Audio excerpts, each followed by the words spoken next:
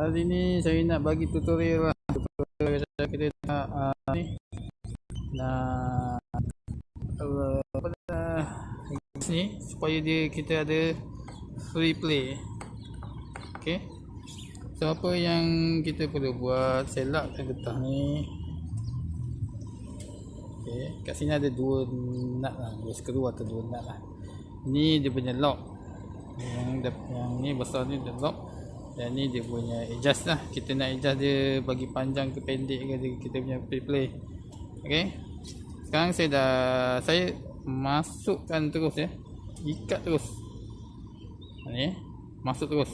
Tak ada nak panjang-panjangkan dia punya nut ni. Ikat terus ya. Ikat terus.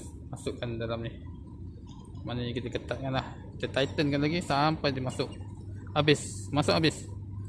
So dapat sikit je lah. Ni nampak gap ni. Ni gap ni. Ni gap ni.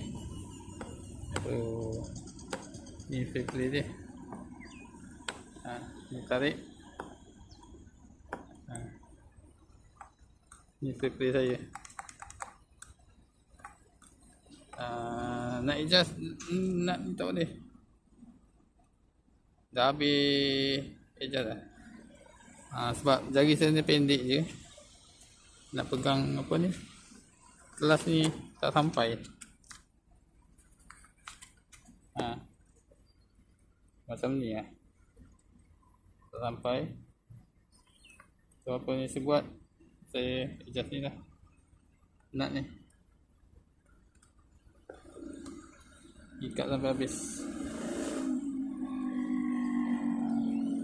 So ini untuk memastikan kita punya kelas ni dia betul-betul free lah.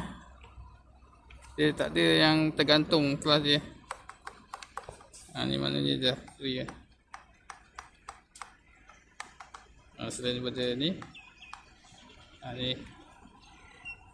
memang free. Tujuan dia supaya kelas kita tak tergantung dan akhirnya terbakar. Okey, dan hauslah habis. Belum siap sampai masa dia. So ini saja kongsian saya. Semoga bermanfaat untuk semua. Okey, bye.